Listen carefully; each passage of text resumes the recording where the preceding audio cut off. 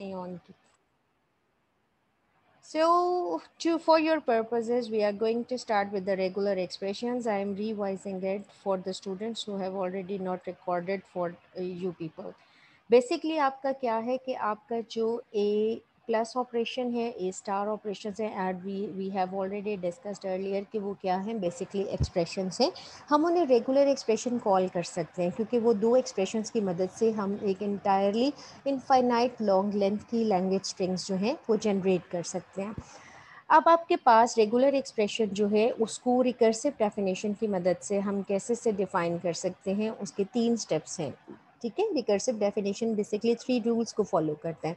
Step 1 is that के basic unit of alphabet including null. इसका मतलब क्या है कि आपके अल्फ़ाबेट में नल शामिल हो सकता है. Is the part of your basic unit can also be a regular expression कि वो इट्सल्फ एक, यानी अगर आपका सिग्मा इज इक्वल्स टू ए है तो ए इट्सल्फ एक रेगुलर एक्सप्रेशन हो सकता है, बी इट्सल्फ हो सकता है, सी इट्सल्फ, नल इट्सल्फ जो है वो रेगुलर एक्सप्रेशन बन सकता है. स्टेप्स 2 स्टेट्स दैट कि अगर आपके पास R1 कोई भी एक्सप्रेशन 1 कोई भी एक्सप्रेशन 2 अगर वो रेगुलर हैं तो आप जो है 4 ऑपरेशंस 4 ऑपरेशंस परफॉर्म कर सकते हैं ताकि आप मल्टीपल डिफरेंट टाइप के रेगुलर एक्सप्रेशंस जो हैं वो जनरेट कर सकें. उसमें R1 यानी R1 को आप सिंपल, ये जो पैरेंथेसिस में शो होना है ये क्या शो कर सकते हैं, सिंपल R1 को ये parenthesis can also be the part of your expression. इस तरह से कॉन्केट कर सकते हैं, R1 को कॉन्केट कर सकते हैं R2 के साथ, यानी दो एक्सप्रेशंस को आपस में कॉन्केट किया जा सकता है. दो ऑपरेशंस के दरमियान यूनियन का ऑपरेशन हो सकता है, मतलब R1 प्लस R2. ये जो यूनियन का ऑपरेशन होता है बेटा ये और का ऑपरेशन है, या लैंग्वेज स्ट्रिंग R1 से बिलोंग करेगी या लैंग्वेज स्ट्रिंग R2 से बिलोंग करेगी. जहाँ तक स्टेप नंबर 2 में आप ये देखें पार्ट सेकंड में जो सेकंड फार्मूला है वो स्टेट करता है R1 कॉन्केटिनेटेड बाय R2. इसका मतलब ये है कि पहला पार्ट जो लैंग्वेज स्ट्रिंग का होगा वो एक्सप्रेशन 1 से बिलोंग करता होगा R1 से, जो कि कॉन्केट करेगा R2 के साथ. मतलब last part of the string will be from R2 expression and the first part of the string will be from R1 expression. In third formula, it is written that R1 plus R2. It means that the language strings, some of the language strings can be from R1 expression और R2 at the time वो किसी एक expression से belong करेंगी. Concatenation में वो दोनों expression से बिलोंग करेंगी लेकिन स्टार्ट वो एक्सप्रेशन 1 से हो रही होंगी और एंड वो एक्सप्रेशन 2 से, क्योंकि उस कॉन्केटिनेशन का मतलब होता है जोड़ देना, मिला देना. इसी तरह R1 प्लस R2. अब R1 प्लस R2 का मतलब है यूनियन और का रिलेशन, या R1 एक्सप्रेशन से बिलोंग होगी R2 से. फोर्थ रूल स्टेट्स दैट कि अगर कोई एक्सप्रेशन R1 है और उसका क्लीन क्लोजर आप लेना चाहते हैं तो वो भी अलाउड लैंग्वेज स्ट्रिंग होगी, वो भी allowed way of defining language होगा. तीसरा स्टेप जो होता है रिकर्सिव डेफिनेशन में, उसमें हम डिक्लेयर करते हैं कि कोई भी ऐसा एक्सप्रेशन जो इन दो रूल्स को यूटिलाइज करते हुए नहीं जनरेट किया गया, that will not be the part of your regular expression, कि इनके अलावा किसी और तरीके से रेगुलर एक्सप्रेशन जनरेट नहीं किया जाएगा. So now we are going to learn about the examples. Basically regular expression is the third method of defining languages. First method हमने वो simple expression clean closure plus operation के ज़रिए language को define करना सीखा. Second method हमने recursive definition सीखा. Third method हमारे पास क्या है, regular expression. अब इसमें हम consider करें कि हमारे पास एक language L है जिसमें कुछ strings हैं. वो strings क्या हैं, null, one length x, x x, triple x and so on. और अब वो किस अल्फ़ाबेट से बिलोंग कर रही हैं, उनका सिग्मा है, sigma is equals to x. अब हम अगर इसको डिफाइन करना चाहते हैं with the help of regular expression, then we shall write language is equals to sigma clean closure. और बेसिकली सिग्मा क्लीन क्लोजर का मतलब क्या है, क्लीन क्लोजर या clean closure operation of alphabet x. और अब सिंपली आप इसको कैसे एक्सप्रेस कर सकते हैं, x denoted by clean closure sign, x के ऊपर स्टार लगा देंगे जिससे क्लियरली ये स्टेट किया जाएगा कि इस सेट में वो लैंग्वेज की स्ट्रिंग्स आएंगी जो कि नल से स्टार्ट हो रही हैं और वो किसी भी लेंथ की स्ट्रिंग जो है जनरेट की जा सकती है। This is simple. और अगर आपकी लैंग्वेज जो है उसमें नल इंक्लूड नहीं है, वो लेंथ 1 से स्टार्ट है, तो आप जो है बेसिकली एक प्लस ऑपरेशन परफॉर्म करें। लेकिन अगर आप नोटिस करें कि हमारे इन 4 फार्मूलाज में प्लस ऑपरेशन जो है वो इंक्लूडेड नहीं है। इस प्लस का मतलब यूनियन है। वो पावर में आप देख सकते हैं कि उसको हम यहाँ पे, जैसे हमने x प्लस यहाँ पे जहाँ पे कर्सर हम यूटिलाइज करें, यहाँ पे x का प्लस ऑपरेशन मौजूद नहीं है, तो हमने इसको अपने रिकर्सिव डेफिनेशन में ये पार रूल नहीं है। अब अगर हम एक लैंग्वेज को ऐसे यूटिलाइज ऐसे डिफाइन करना चाह रहे हैं जो कि प्लस ऑपरेशन से रिलेटेड होगी, जिसमें नल इंक्लूड नहीं होगा, जिसमें फर्स्ट स्ट्रिंग जो है वो लेंथ 1 से स्टार्ट की जाएगी, तो हमें 2 डिफरेंट रूल्स को यूटिलाइज करते हुए उस लैंग्वेज को जनरेट करना होगा। अब हमने डिफरेंट लैंग्वेज जो है उसकी एग्जांपल्स करनी है। फॉर एग्जांपल हमारे पास एक ऐसी लैंग्वेज हम डिफाइन करना चाहते हैं जिन जो अल्फ़ाबेट ए बी पे बेस करेंगी, ठीक है, और उसमें वो तमाम पॉसिबल स्ट्रिंग आएंगी, ऑल पॉसिबल स्ट्रिंग्स उसमें आएंगी। वो ऑल पॉसिबल किससे बिलोंग करेंगी? वो ऑल पॉसिबल स्ट्रिंग्स होंगी अल्फ़ाबेट यूनिट ए और बी पे बेस करते हुए, ठीक है। अल्फ़ाबेट ए और बी की तमाम पॉसिबल स्ट्रिंग्स। अब उसका रेगुलर एक्सप्रेशन बनेगा ए प्लस बी होल का। अब हम आप नोटिस करें कि होल क्लीन ऑपरेशन। अब होल का मतलब क्या है? सबसे पहले जो है क्लीन क्लोयर की वजह से अगर आप नोटिस करें कि सबसे पहले इसकी लेंथ 0 है, इसका क्या मतलब है? सबसे पहली स्ट्रिंग इसमें जनरेट की जाएगी नल। अब जब लेंथ 1 होगी तो इसका मतलब क्या है? a प्लस बी, पैरेंथेसिस में a प्लस बी जो है वो 1 टाइम है। अब जब क्लीन क्लोयर की पावर लेंथ 2 आएगी तो इसका मतलब है a plus B concatenated by a plus B. इसी तरह जब क्लीन क्लोयर की लेंथ 3 होगी, इसका मतलब है a plus B concatenated by a plus B, फिर concatenated by a plus B. इस तरह डिफरेंट कॉम्बिनेशन से हम हर पॉसिबल स्ट्रिंग को जनरेट कर सकते हैं। अब सेकंड आपके पास जो एग्जांपल है, इसमें ये वो लैंग्वेज स्ट्रिंग्स हैं जिसमें स्ट्रिंग्स हैविंग एग्जैक्टली डबल ए, इस पे हर वो वर्ड आना चाहिए जिसमें डबल ए शामिल हो। एज यू कैन सी, इसका मतलब ये है कि आपके पास अल्फ़ाबेट क्या होंगे? ए एंड बी, क्योंकि इसमें ए भी आएगा और बी भी आएगा। और दूसरी चीज़ क्या होगी कि ए अगर आ रहा है वो एग्जैक्टली डबल हो। एग्जैक्टली डबल का मतलब क्या है? कि सिर्फ 2 हों। ए आए तो 2 दफ़ा आए, सिंगल लेटर ए अगर आ रहा है या 2 से ज़्यादा दफ़ा आ रहा है तो स्ट्रिंग जो है वो रिजेक्ट हो जाएगी। तो इसका रेगुलर एक्सप्रेशन है B asterisk concatenated by A and concatenated by B asterisk. इसका मतलब है अब आपके पास पहली स्ट्रिंग जो जनरेट होगी वो ए होगी और वो एक्सेप्टेड स्ट्रिंग होगी, क्योंकि हमारी जो है we have only one restriction. वो रेस्ट्रिक्शन क्या है? कि हमारी लैंग्वेज में सिर्फ वो स्ट्रिंग्स आ सकती हैं जिसमें डबल लेटर ए मौजूद होगा, ठीक है। अब आप इसके साथ बी ए भी जनरेट कर सकते हैं, ए बी भी कर सकते हैं, बी ए बी भी कर सकते हैं, and many different other combinations. अब ए आएगा तो वो एग्जैक्टली डबल ए होगा। Is there any confusion? You may ask the question. अगर आपको कोई प्रॉब्लम है आप। एक्सक्यूज मी मैम, जी प्लीज। मैम यहाँ पे सिंगल डबल ए भी आ सकता है ना, क्योंकि अगर बी के ऊपर भी स्टैरिक है और एंड वाले हाँ बी के जी, ऊपर भी यही स्टैरिक है, पहली पहली मैंने अभी मिसाल दी कि फर्स्ट स्ट्रिंग तो ही वो माइट भी डबल ए पहली स्ट्रिंग होगी। जी ma'am. Okay, is there any question जो समझ ना आ रहा हो? ओके थैंक अच्छा, अब हमारे पास एक और एग्जांपल है कि अगर हम एक इवन लेंथ की लैंग्वेज लेना चाहते हैं और बेसिक अल्फ़ाबेट सेट अगर आपके पास ए बी है तो उसका रेगुलर एक्सप्रेशन क्या होगा? अब इवन लेंथ कौन सी होती है? इवन लेंथ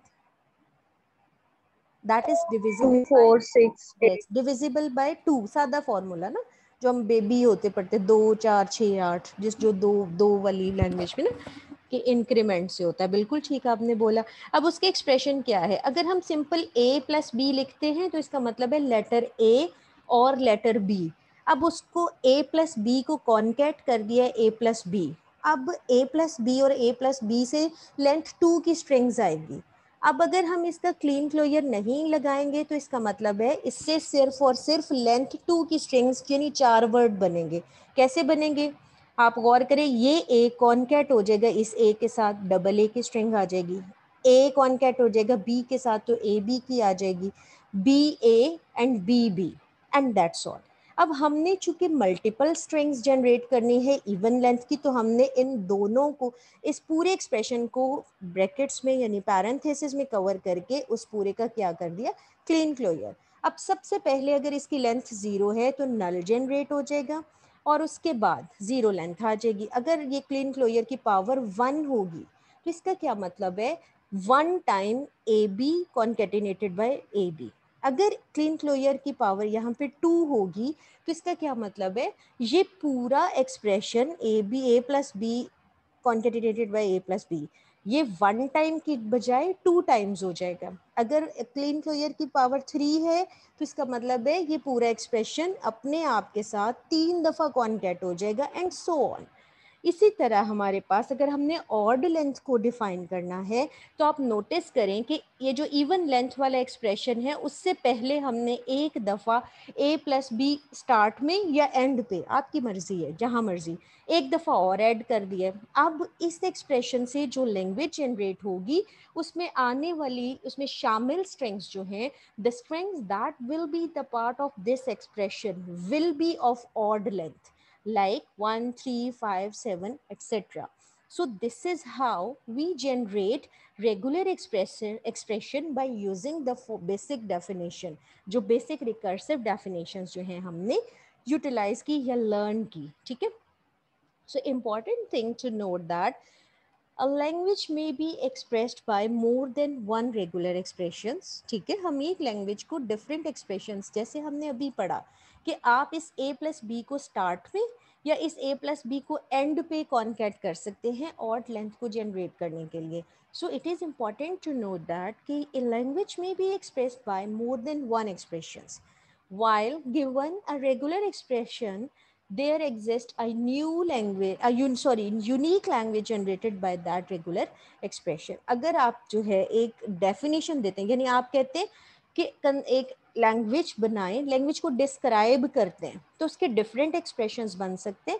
लेकिन अगर आपके पास स्पेसिफिक है, आपने एक एक्सप्रेशन दिया है, तो वो उसी लैंग्वेज को जनरेट करेगा जो उस एक्सप्रेशन से एसोसिएटेड होगी।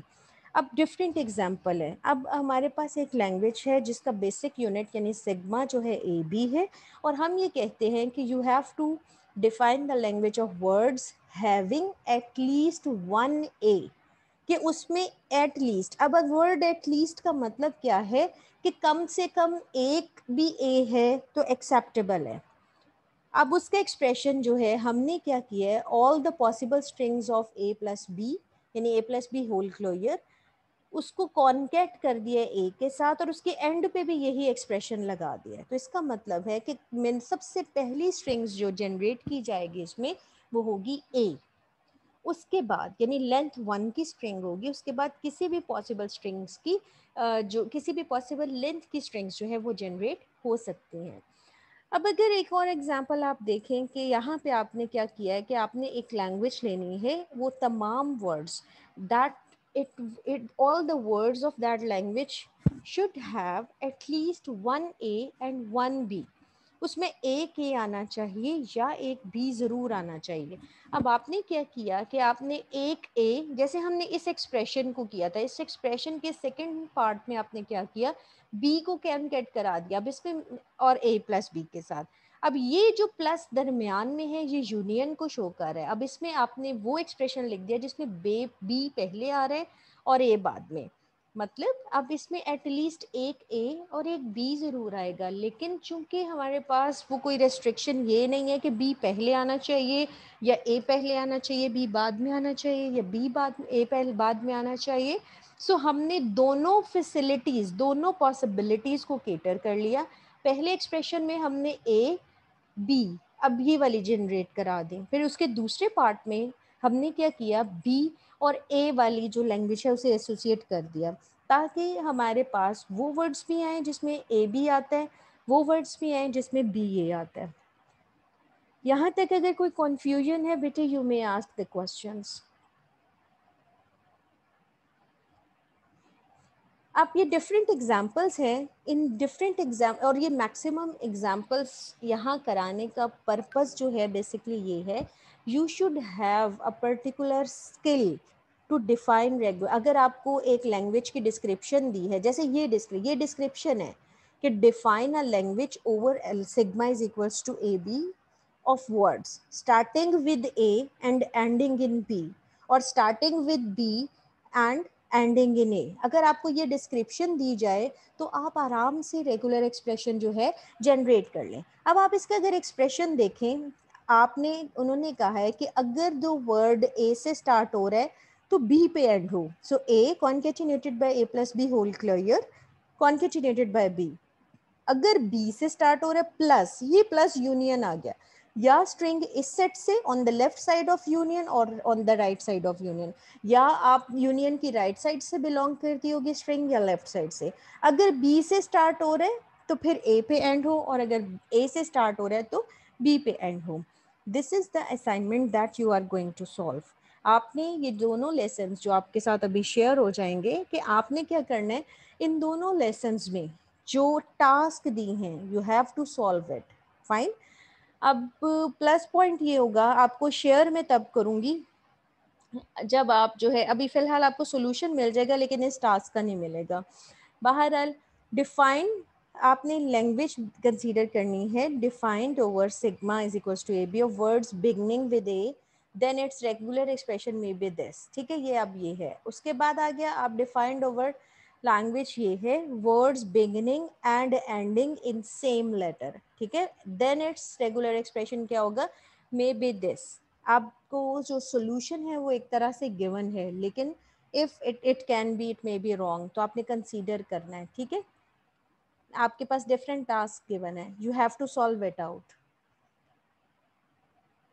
Is there any question? कोई सवाल है तो पूछ लें।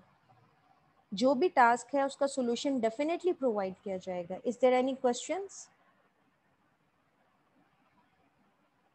मैम मिड के पेपर के रिलेटेड क्वेश्चन है थोड़ा सा। मिड का पेपर मे बी हम मंडे को कर लें, इट्स फाइन। ठीक है मैम। मैम कितने बजे होगा? असाइनमेंट बेस पेपर होगा या कोई आप पेपर ही बेटा लेंगे? रिटर्न पेपर होगा आपका, मैम कौन असाइनमेंट से बेस टूर से पे लेंगे? मुराद। मैम पहले हमारा असाइनमेंट बेस पे हुआ है ना, फाइनल जो फर्स्ट सेमेस्टर का हुआ है, तो असाइनमेंट हमें दे दी गई थी, नहीं, हमने वो सोल्व तो करके फर्स्ट सेंड कर सेमेस्टर, दी। नहीं नहीं, मिड टर्म आपका मैं शायद गूगल फॉर्म्स पे लूंगी, या फिर ऐसा होगा कि मैं आप लोग वर्ड पे सॉल्व करके वर्ड की कॉपी ड्यू टाइम में मुझे वर्ड का वो जो होगा ना वो मुझे ठीक। ईमेल करेंगे, या फिर गूगल ठीक है फॉर्म्स। मैम। और गूगल फॉर्म्स में मैं आंसर्स नहीं शो करूंगी, क्योंकि बच्चे चीटिंग इस ठीक है तरह मैम। की करते हैं कि बाहर